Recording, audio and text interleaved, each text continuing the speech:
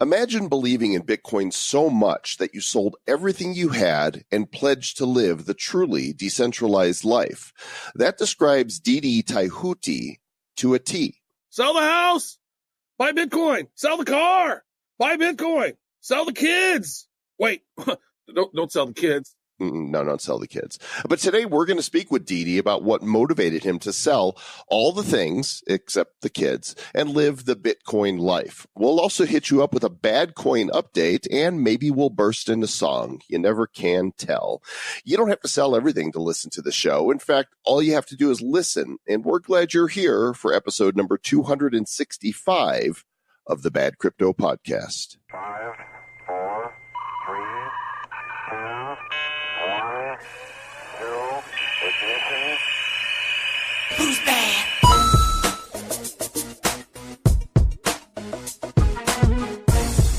All right, episode number 265 is kicking off here with Mr. Joel Comm. I got to tell you, they say it's your birthday. They would be correct. It's my birthday too, yeah. Well, no, it's not. Yours is in a couple weeks. That's true. So happy birthday to you. Happy birthday to you. Happy birthday, Mr. Joel Comm. Happy birthday to you. I bought you a coin, and I got one for me, too. Yeah. Why, thank you. Yes, Cinco de Mayo has been my birthday every year, amazingly. It's like a repeat performance. But what's really interesting about this one is I'm turning 55. I have turned 55. And it's my birthday's on 5/5, and I'm 55, and I can never drive 55. So send me Bitcoin. Everybody, send me Bitcoin. Do it. Send him Bitcoin. He loves it. It's his favorite. Or go mine BADcoin. If you don't want to send him any Bitcoin, at least go mine BADcoin for yourself. Yeah, because over 300 people are, and we're going to talk about that in a moment. But first, let's give shout out to our sponsors for the show. First of all, Divi. I just actually got back, Travis, from 3 weeks on the road. You and I were together in France for the Paris Blockchain Summit, and then you left.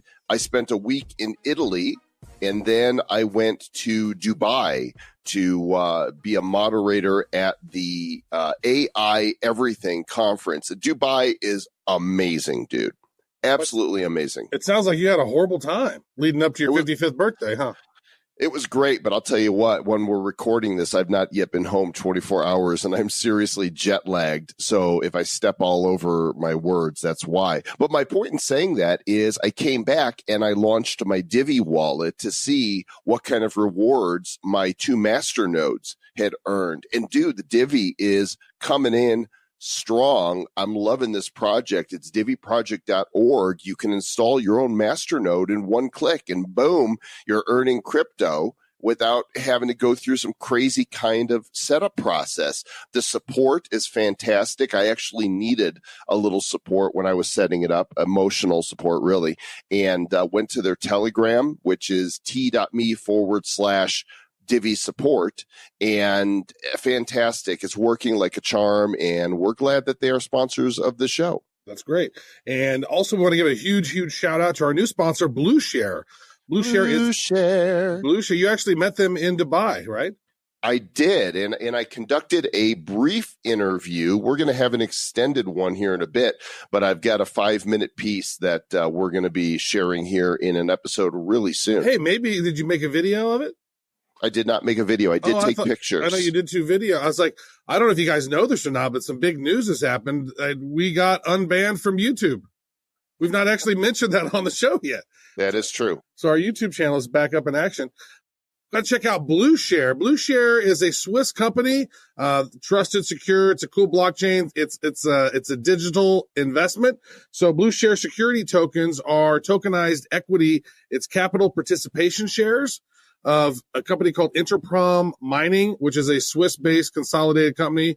They're the first business in the world to offer its traditional equity capital participation shares on Ethereum blockchain. So STOs, those types of things. They're offering capital appreciation and dividends, mobility, security, and liquidity to all the stakeholders. That's a whole lot.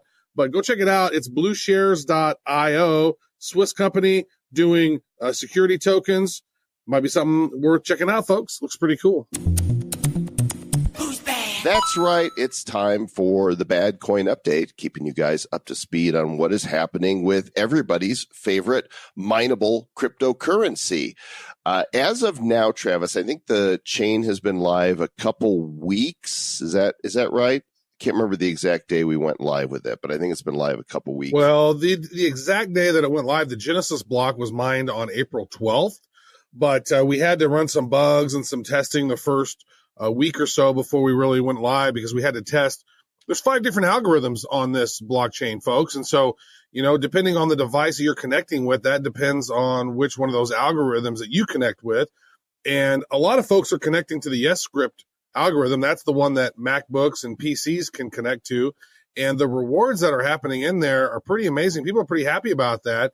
And so we've been going since the 12th. I think the original first where it really started kicking off is when you and I, Joel, we finally mined a block and we had it all set up and the testing was all done. That was on the 23rd of April. So were we in France when that happened? Yeah. We're 10 days. Yeah. We're 10 days in now on this. Well, no. 10 days as of recording, but Sundays when this episode's coming out. That'll be 12 days. Rephrase it. Yeah. So we got 12 days in. Here's on Cinco de Mayo. And, we got over 300 concurrent devices mining. 300 different people on different BADcoin addresses mining already. It's so simple. We've had people, well, I wouldn't say that it's simple, but it's definitely a challenge. You can go to badco.in/mine to get the mining document. And if you've never mined before, go test it out. See, we've tried with people of different age groups and different parts of the world and different genders, and everybody's able to figure it out. So I would say about 70% of people are able to figure it out on their own. And then there's a group of people you keep changing what you're going to say. It's super easy. Well, it's not that easy. Well, everybody's figuring it out. Easy. Well, it depends on which device you're using. Like, dude, it was so easy on the MacBook, right? It was like, dude, it took no time at all. But if you got a PC, sometimes the PC is hard because you don't know, do you have an AMD processor? Do you have an Intel one? Is it a Core? Is it a blah, blah, blah? So if you have a PC, there's a little bit of finagling you got to do, but we got all the instructions in there.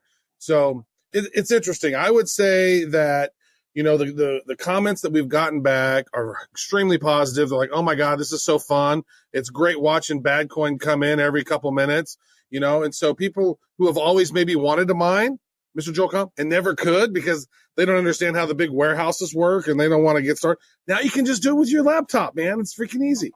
It really is. And so in the show notes for this episode, you'll find all the links, but you'll also find them at badcoin.net. That's got everything you need. But the short link for mining is badco.in/mine. The short link for your swap, if you've got BADcoin, the old BADcoin on BitShares, badco.in/swap. And since the last episode, we now have set up an official Discord. So, there's a lot of people going to our Telegram to talk BADcoin, and that's fine. You could do that. But if you want to really get the attention of the developers and the BADcoin community, go to badco.in/Discord and join the discussion there. These are exciting times, Mr. Travis, right? Yeah, we are going to be launching a Bitcoin talk thread, which apparently every coin that's any coin, they have to launch one of those. We've opted out of doing a white paper, but I think we might need to put one together just because, a lot of people need to see that if they want to invest or, mine a token. So if there are any really technical writers out there, maybe who have written some white papers in the past who would love to maybe help us, we have the data, but a lot of times it needs to be more technical and we can connect you to the developers to get some of that technical stuff. But I'd really like to have somebody in our community helping us, or multiple people in our community helping us construct the white paper. I think that would be an awesome thing.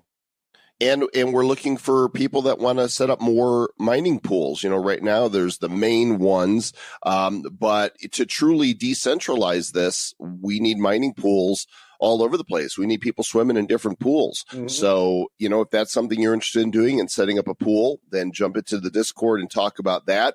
And also super exciting, Travis, is we met some folks at the South by Southwest conference in Austin that make custom socks.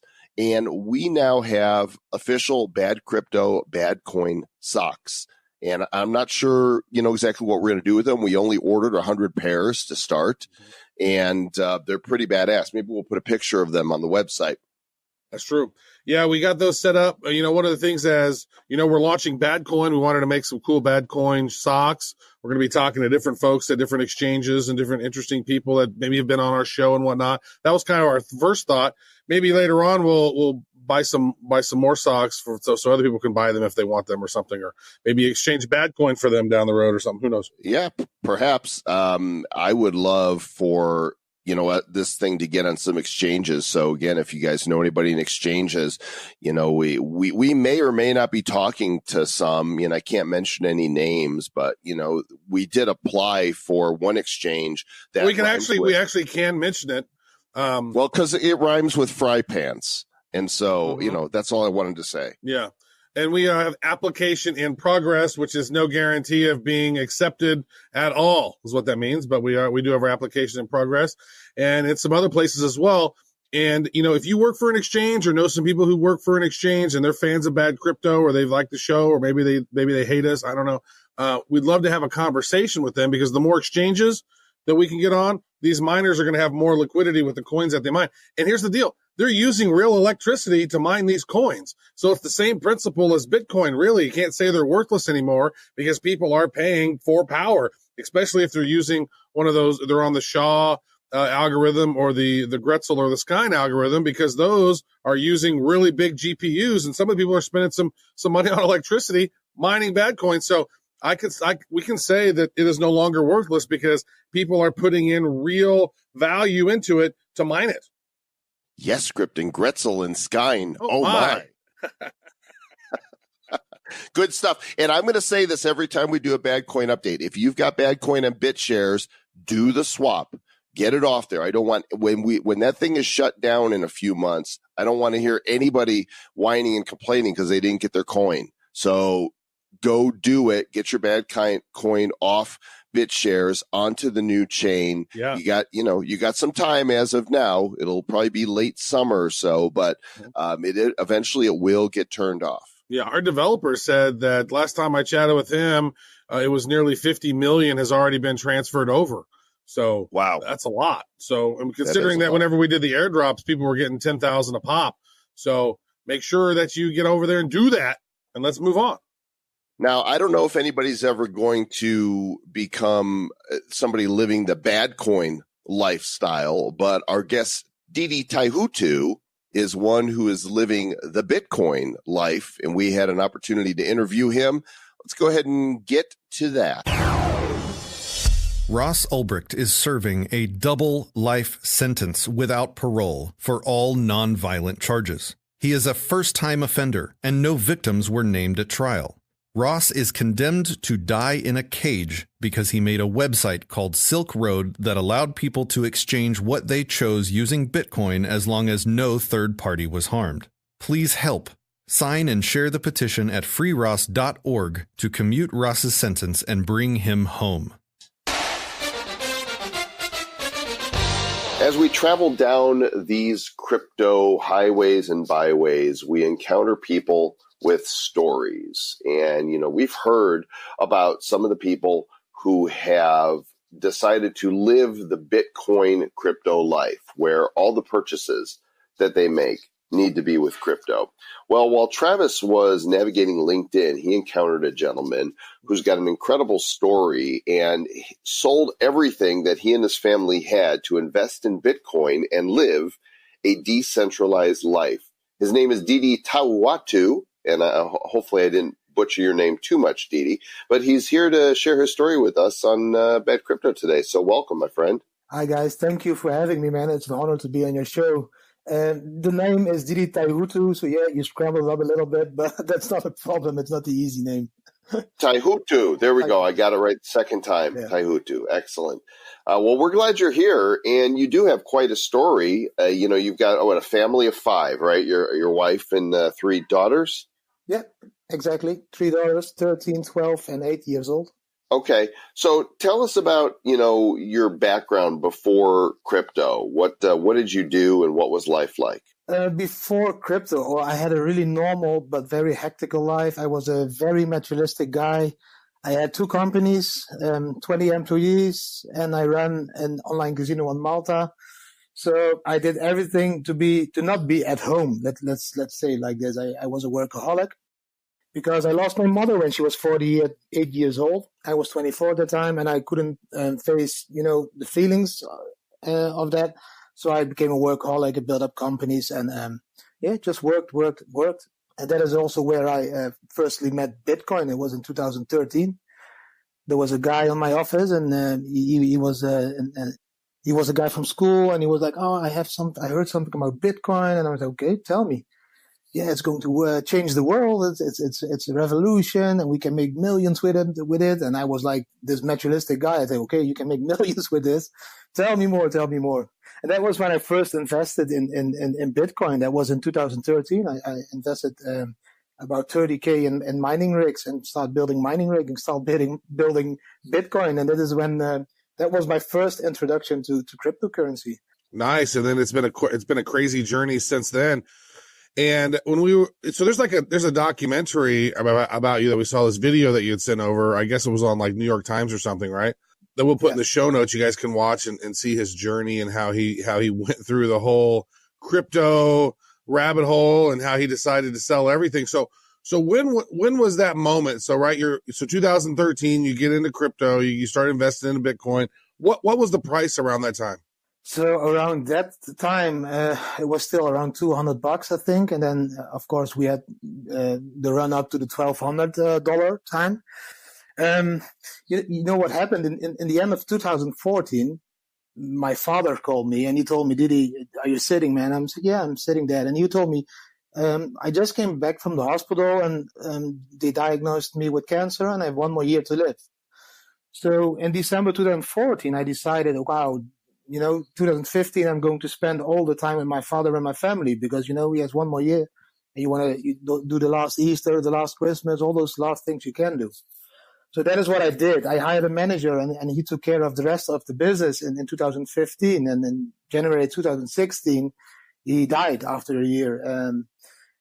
At that moment in life, it's the second time for me. My mother was 48, he was 61. You realize, wow, what have I been doing? I've been running this hamster wheel, working, not seeing my kids grow up the way I wanted to see them grow up, just for the money. And that was the moment I decided, okay, I need to do something different with life.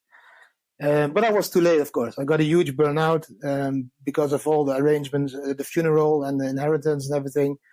And this burnout made me decide to go and travel with my family. So I sold my company and I started traveling the world for a few months. But during this trip, everybody was talking to me again. "Did you hear about Bitcoin? Do you know about Dogecoin? Do you know about Litecoin?" And I was like, "Man, I'm not into listening to your Bitcoin stories." And I mine Bitcoins, and this is not the time. You Bitcoin freaks, you crypto freaks, get off my face. Yeah, man, stop with it, man. It's like I had the crash. It was 1,200. It went back to 200. I needed to sell a lot to get even with my investment. So I was not in the happy moment of still believing in Bitcoin at that point. And that took till I arrived on Bali in 2016, beginning 2017. And then my friend started calling me and he was like, "Didi, do you still have those Dogecoins and the Bitcoin?" I said, "Yeah, I still have a few, but they are at home. And I'm on the beach now and I'm enjoying this beautiful sunset with a Bacardi Coke in my hand. I'm watching my kids doing all tricks on the beach. I'm not going to look at the Bitcoins." And he was like persuading me, "Please check it, man. They are flying. They are going up. It's happening. And I was like, "What's happening?" He said, "The revolution is starting." And I was like, "Okay, I will check them tonight in a hotel room." And that's the first time I checked them again. I was like, wow, they are going up, man. They are climbing. And I was able to pay all the trip we have been doing just of the profit of the coins I was still hodling. So that happened in Bali. And then the day after, I sat on the beach and I met this guy from South Africa. And he was a guy who worked on an exchange, but a fiat exchange. And he told me, "I'm going to quit my job. I'm going all in crypto." And I was like, "Why would you quit your job and go all in crypto, man? It's like, yeah, the money it's going to happen. The crisis is coming. Bitcoin is going to save the world." And that was the last push I needed. And then I felt this ignition of my motor again, my entrepreneurship. And I was like, I went up to the wife and I told her, let's sell everything we have. We have been traveling for 9 months. We are very happy without any materialistic stuff. We just enjoy our kids, being with our kids. Let's just sell everything and go all on Bitcoin. And she looked at me and she was like, you what do you mean with all in, Didi? And I was like, all in. We will sell the cars, the house, the clothes, the bikes, my motorbike, everything. And she was like, I can't even believe you will do this, man. You're the most materialistic guy I ever met. You're not going to sell your Jeep Cherokee. You're not going to sell your motorbike. You have 3 daughters. You're not going to give all up that manlyhood of yourself. And I'm like, okay, I will prove it. So I started selling the cars and buying Bitcoins. And then she agreed with me because, we agreed on one thing, that we have been spoiling our kids too much, and we have letting them grow up in this very materialistic world. And we played the same game, giving them stuff and more and more and more to make them happy. And then we decided that this not was making us happy. So I told her, maybe it's a good thing to just live a minimalistic lifestyle, to give everything away and buy Bitcoins. And even if we make profit with Bitcoins, share it with charities and everything, and just teach our children to be happy without having all that stuff around all the time. I need more stuff, though. I need things. The TV tells me I need things. Yeah, everybody tells me I need things. Yeah, and every time you need a new one, because then you have a bold screen, and then you have a circle screen, and then I was the same. But at that point on the beach, we just agreed with each other. This is the time we are going to change. So we flew home and we put our house for sale for Bitcoins, and that came in the media. And then the media came flying to the Netherlands and to do interviews and do all that stuff. And we were still this happy family, just wanted to live on the beach and fishing every day for some food. But that quickly changed. And then crypto, of course, takes its run in 2017, and Bitcoin goes up to $20,000. And you sold it all, right? Or not? No, of course not. No, I was the hodling type. I was the type that was preaching to everybody, man, it's going to 100K, don't sell now. So 80% I couldn't even sell because it was at home on my hardware wallets. And the 25% I'm lying, I was trading with. So this one I could trade with, and I did. But the biggest part was just in my safe at home on my hardware wallet. I couldn't even sell it at the point that it was at that height. No, so you hadn't sold your home at that time yet, then? Yeah, the home was sold, but we started traveling immediately after. So when the home was sold, we started traveling. I just, and it was also beginning for me in the crypto. So the hardware wallet was ordered. The Bitcoins were put in the hardware wallet. I put in my parents-in-law in the safe, and they were there.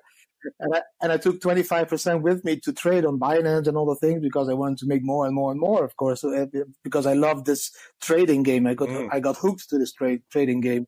So that was my playing money. Let's say that's cool. So where are you today? So you've been traveling around. So you jumped in, you sold everything, and you snagged a bunch of big. So you basically sold all your stuff for the most part, except your bare essentials. Is that how that worked? Everything. So we don't even have normal money anymore. We just have a Wirex card with a bank account attached to it, of course.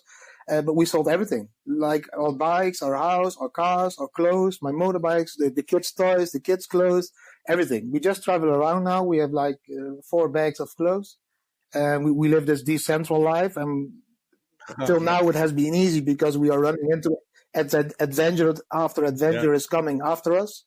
And we first went to Thailand to search for quietness, because the first 3 months we were in the Netherlands, the media was like 7 days a week, it was 5 days a week. They were at their home, they came flying from Australia, from Wall Street, from Russia, from Ukraine, all over the world. They came flying and filming, and I loved the attention. But my wife and the kids, after 3 months, they were like, wow, this is getting crazy. We were receiving fan mail and all those things. And then we decided to go to Thailand and to take some quiet time. But when we were on the beach in Thailand, a Russian guy recognized us, and he called a film or a company in Bangkok, and they flew over from Bangkok and started filming us over there. And then, so a few documentaries were made. And then we decided as a family, what will we do? Will we just say no, or will we just embrace that adventure and just, use this platform to help other people in the world? Let us, get money for the things we do, and just give this money to charities, to poor people, then at least we are doing something good for the world. I love that. I love that you said that you're living the decentral life. That's good. Maybe that's the title of this one, Didi and the decentral life. I think it is. I think the world is changing, guys. I think the decentral lifestyle is coming back. We all started when like many years ago, we started as nomads. We went living in cities because there were jobs, nothing else. And now these jobs are like being disconnected from cities again. So people are able to work online or at home. So if jobs are being disconnected from cities, maybe 30% of the population will start traveling again. It will be a nomad, a digital nomad, a digital decentralized crypto nomad, I would prefer to call it. They should turn that unplugging into a token. They could call it disconnect. Oh, geez. Yeah, that was a good one. So yeah, I think that is happening, and that is what we are doing now for 2.5 years. I've been traveling for 2.5 years. We just travel from country to country. We explore crypto all over the world. I can see how crypto is blooming all over the world. It's still small, but in every country you find a city where it's big. And it's beautiful to see that if you go to Italy, to this small village, Rovereto it's called in Italy, and there are like 60 shops in this small, picturesque Italian traditional city, but 60 shops already accept Bitcoin as a payment method. I could buy my driving license there. I could go to the hairdresser. I could buy toys for the kids, meat, food, clothes, everything in this town. I can pay with Bitcoin already. So, and I see this all over the world, all small places, and at the end it will be one. So how exactly does that work? Walk us through that, because you mentioned some sort of credit card that you're using that I guess is attached to some exchange that you have your crypto on. Like, what happens when you want to, get fiat currency? Because I know I've traveled, Joel and I, we travel all over, and sometimes you just can't get away with not having fiat because the taxi doesn't have a credit card or something, right? Or there's no Uber in that area, or it's just difficult to get around without fiat sometimes. So how do you normally, acquire fiat in that local area that you're in? And how does the debit credit card thing work with your exchange?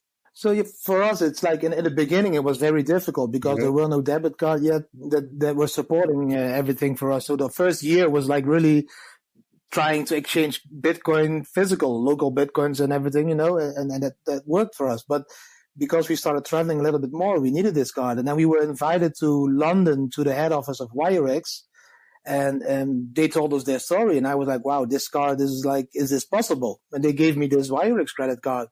And I went into London. I started buying some stuff for the kids, and it worked. It's Visa supported. And we have been paying with this card all over the world. You can even go to an ATM and cash money out if you want. We prefer to find shops that accept Bitcoin, where I can pay with my Bitcoin or crypto wallet. So as a family, we started to slow travel a little bit more.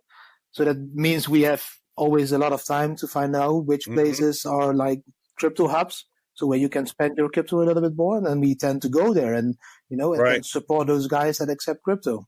And in the situation it doesn't work, we use this card, this Wirex. Yeah. So does that help with like Expedia.com accepting crypto? Do you you use those online portals to help you find that, or you normally try to do that locally? Normally I try to do it as much as possible locally, and the thing I do is I go to those local stores, and if they don't do it, I try to convince them to do it, and to sit down with them for a few hours and to teach them how they could accept Bitcoin and how they set up a wallet and everything. And if not, of course, online there are so many websites that support crypto payment for traveling at the moment. It's not difficult anymore. But also there we just try to live off the sharing economy. So we try to share as much as possible. So you can even in Spain, it was even possible for me to go on these motor scooters in the city.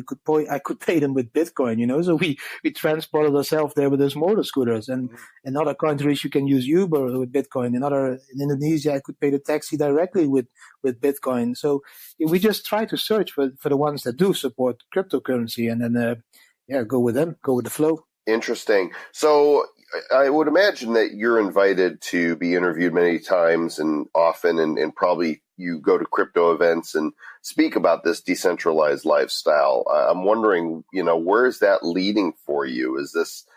Are you really into that? Like, hey, family, we're going to go wherever it is I'm speaking. Do you want to write books? What do you want to do with this knowledge that you've acquired? So we already wrote a book, or we have written a book, and that book was only in Dutch. It's called The Bitcoin Family. We sold everything for our dream. And this book is now being translated into German, English, Chinese, and Spanish, I think. So we are selling this book as well. But, after 2.5 years traveling with nothing, we don't even care about, having value or capital anymore. So the thing we love to do is to share. So we donated a lot to charities that support cryptocurrency and that accept cryptocurrency as a donation. And so that's our focus. So if we sell books, a huge part of the sales of these books is being donated to those charities as well. That's great. Because we found out we are happy without all this money or millions of cryptocurrencies value. We are really happy when other people are happy. So if we share with those charities, we can see the smiles on our kids' faces, but also on the faces of the kids you share with. You really educate your children in what is good and what we need for the future. I know Travis would really smile if you donated some Bitcoin to him because he lost his. I heard something about that. Yeah. Sorry, Travis. I That's just like- had to bring it up again. That's the way it goes. I like how you always bring that up. That's fun. It always puts me in a good place. So let me ask you this, Didi. So you've traveled all over the world, right? And so what are some of your favorite places that are crypto friendly and are pretty inexpensive? Because it would seem to me you're going to Thailand, you're going to some of these other places. A lot of these places are pretty cheap to travel to anyway. And which ones are inexpensive and crypto friendly? I bet our audience would love to know some cool places to travel. Man, you immediately need to go to Thailand, to the island Koh Phangan. Koh Phangan is a very famous island for the full moon party, but it's like the crypto hub at the moment. I was there in the crypto community. They bought a hotel and they started the crypto community over there, and you can just chill there and support and do brainstorm sessions with all blockchain projects that come there. The restaurants are accepting cryptocurrency more and more in all the small towns everywhere. So I prefer Thailand and Koh Phangan if it comes to me. But what I said, if you go to Italy, to this village, you can literally do everything for cryptocurrency, But in Italy, even your in driving. Italy, huh? In Italy, it's called Rovereto. It's a very small town. We made a vlog about it. It's on our YouTube channel, the Bitcoin Family. It's amazing what they are doing over there. It's just really cool to see. What It's near part of- Venice, where I is it? think. It's near It's in the Venice. north. Yeah, it's I think an hour drive from Venice. Oh, wow. It's near Lake Garda, so I think it's an hour drive, not more. Huh. And you need to go there. I will. If you Google Bitcoin, it's called Bitcoin Valley. They have a website there, and it's called Bitcoin Valley, and you can see all the stores that accept Bitcoin. And the town is very beautiful, and it's near a very, very popular lake in Italy, where a lot of people go for their holiday. It's just amazing to see how Yeah, crypto Joel is developing actually over there. in Venice right now. Mr. Joel Kahn, we got you a new task. Yeah, as we're Yeah. recording this, I am in Venezia, and it is absolutely beautiful here. So rent a gondola and drive on up there. Yeah, check it, man. Check it. It's really cool. Yeah. So these are the towns I love, and we are at the moment we are in the Netherlands because my brother got his first child, so we went here for a few weeks, and we are planning something new at the moment, and I think that will be amazing. I think that will be huge. I think Can you talk about that? Is there, can you give us a preview of coming attractions? Yeah, I think I can. We are still searching for sponsors, so I need to talk about it as well.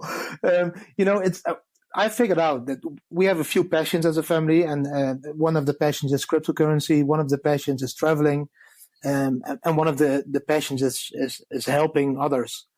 So I figured out to combine those, and what we came up with now is that a few weeks ago, this beautiful Chinese lady contacted me that she wanted to do something with our story. She was like touched by the story, and she was like, no, she was a producer at Discovery Channel, and she made a documentary, award-winning documentary, and she was, I'm going to make a documentary for you guys. And what do you think if you take this documentary and go and screen it on all blockchain events all over the world, how you lived on cryptocurrencies, what it did with your family to change from materialism to minimalism, how this, this beautiful piece of film that we can share on blockchain events.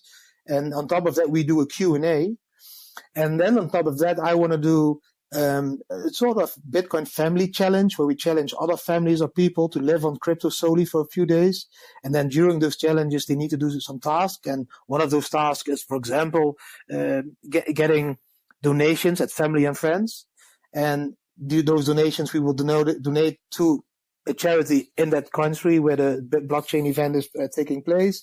We want to combine this with treasure hunts, where we want to hide one Bitcoin on a ledger or whatever somewhere in this town where we are going to do a blockchain event. And then, people can sign up for this hunt and then, go and find this treasure, this physical Bitcoin on a hardware wallet.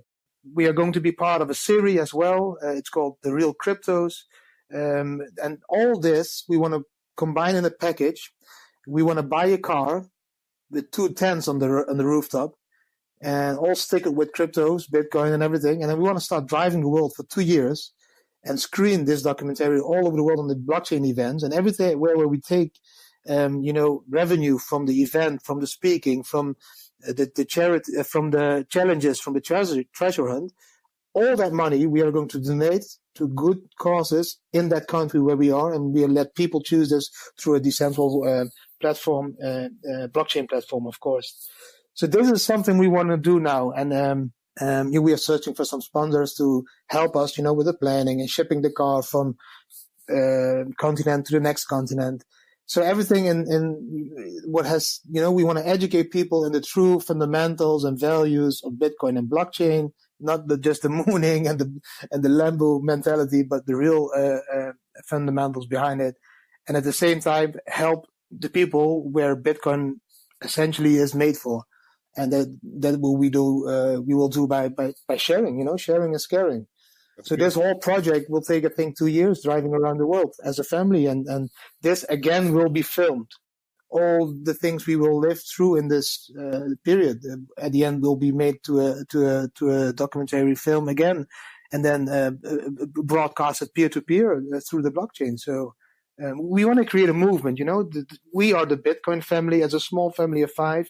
I want to create a huge Bitcoin family of millions of members that care for other people, that are not in this scene for the Lambo mentality and the millions, but that are there in the scene for sharing, making unbanked banked, helping other people in the world with the profits we are now making because we are early adapters in this beautiful evolution or revolution, or however you will call it.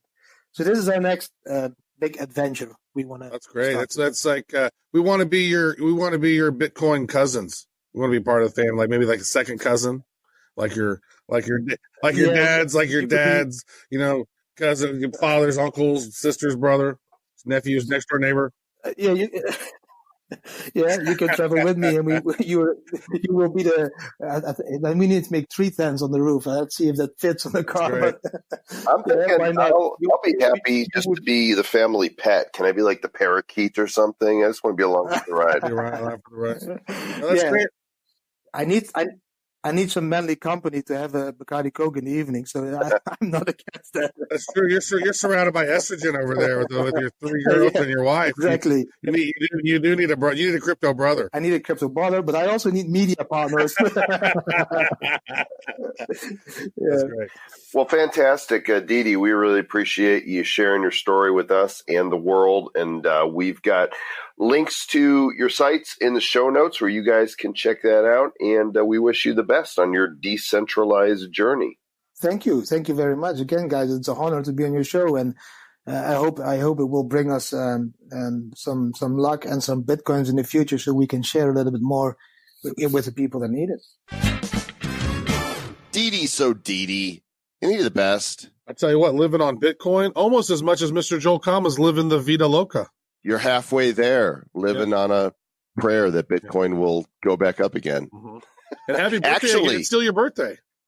It's still my birthday. That's what they say. By I the can't way, believe you're doing an interview on your birthday. You're such a hard worker. Well, we're actually recording a couple days beforehand because so I got to keep telling you a happy birthday. It's not your birthday yet. Why you got to go? I'm lying to the people. Why you got to swear and turn this episode explicit, Mr. Travis? Right? Oh man, you know what? It can be bleeped out. Aaron already bleeps those out automatically. We're explicit. Just quick market update as we close out today. Right now, as of this recording, which is actually May the 3rd at almost 6 p.m. here in Denver, Bitcoin and the markets have been on a little bit of a run. It's at 57.67. And Ethereum is sitting at 167. That was like after falling down to 150, and people were thinking Bitcoin might fall through, the 5,000 support level again. But things are looking nice today. Things are looking good. You know what? It's been an interesting ride, man. Crypto goes up, crypto goes down. We talk about that all the time. And you know what? It's just fun to kind of watch it. We've been doing this thing now almost 2 years. So in a couple of months, on the 18th of July, that will be the 2-year mark. Are we going to have another birthday party for Bad Crypto in Denver? We need to talk about it. Maybe. Hey, what the hell is this? The number 14 coin is called Cosmos. The token is Atom. Number 14, and it's $1 billion market cap. Where the hell did that come from, and what is it? Any idea? Somebody asked about that in the Discord, and Marshall was like, "It's just some pump coin that popped up." So I don't know. I've literally done no research into it. I'm looking at it right now. Maybe we should maybe it'd be fun just to do a talking tokens, just to look at a new coin that I've never even heard of until I looked right now and like, what is this? Talking tokens with Travis and Jones. Stay bad. $5.32 a coin right now. How many tokens there are there? Are 190 million and change. Total supply actually 238 million, 190 million in circulation right now. But the market cap is $1 billion. It's pretty weird. How much? It's very weird. In the volume, BADcoin is worth 1,000th of a penny. BADcoin will always be worthless to me. It's good. Actually, it's being traded on the BOA exchange right now, and there's some action going on about it. I've seen it. I've seen the price going up, going down. It's pretty volatile. I saw one time it was negative 195% one day. And then the next day it was up 83%. And then it was down 65%. And then it was up like something percent. So like huge swings because it's brand new and there's not a lot of people buying it and selling it. There's a lot of people selling it. There's people starting to buy it, So it's funny to watch how. Yeah, but when we were talking earlier offline, you mentioned that, because we've got over 300 miners, that if we had 1,000 miners, that we would be in the top 10% of coins, that are being mined in terms of the number of people that are mining them. What were the numbers you had on Ethereum and some of the others? Well, Ethereum has like 135,000 miners. Ravencoin has like 34,000 miners. And there's some other ones as well. I don't remember off the top of my head. They're on the BADcoin announcement thread that we're going to put up on Bitcoin Talk. Yeah, and so like one of the bottom ones had 400 miners, and it was like a $2 million market cap. And we already have 300, and we've not even done any marketing or advertising. I'm still just, what excites me is that this blockchain that Marshall and the team created is something that anybody can now mine crypto. Doesn't matter where you are in the world. You can mine BADcoin with your computer. And that is super fun. It's revolutionary. It's literally a peer-to-peer network that is powered by the most fair. It's the fairest blockchain that's mineable in existence today. That's exactly what it is. And it sounds, when you're talking about it, you're like, oh, that sounds so boastful. But I mean, people are in there with a room full of ASICs, and there's people mining with a MacBook Pro or an old school Pentium computer, and they're earning Bitcoin at around the same rate that the other guys are. So it's really cool how we've got it all set up. It became a legit blockchain. from our idea of originally that was kind of a joke and just kind of a community token to give away to teach and have fun. But everybody who was an early listener of Bad Crypto, who got some of that original BADcoin, has now been able to convert that over to this new BADcoin that's on this BADcoin chain that's off the chain. And that's our BADcoin update number 2, part 2 for this episode. You can't tell that we're excited. It's crazy. You know what? It's like 300 concurrent miners right now, and the number seems to be growing at about 20 a day, 20, 25 a day. We start getting some publication news writing about it, and then, man, we're going to get some huge people coming on this thing. All right, gang. We'd love to hear from you, of course. Why not give us a call? Tell us your thoughts on BADcoin or whatever else you want to talk about in the crypto market. The hotline number is 708-885-9030. We just want to hear the sound of your voice. And, of course, you could always email us, badcryptopodcast@gmail.com. Gmail is French, don't you know? Yeah, and where's Crypto Furious? We haven't heard from you in a you while. think that sounded like Alex Jones. Alex Jones Furious. You guys out there, use your real intelligence, not the artificial one, and stay bad.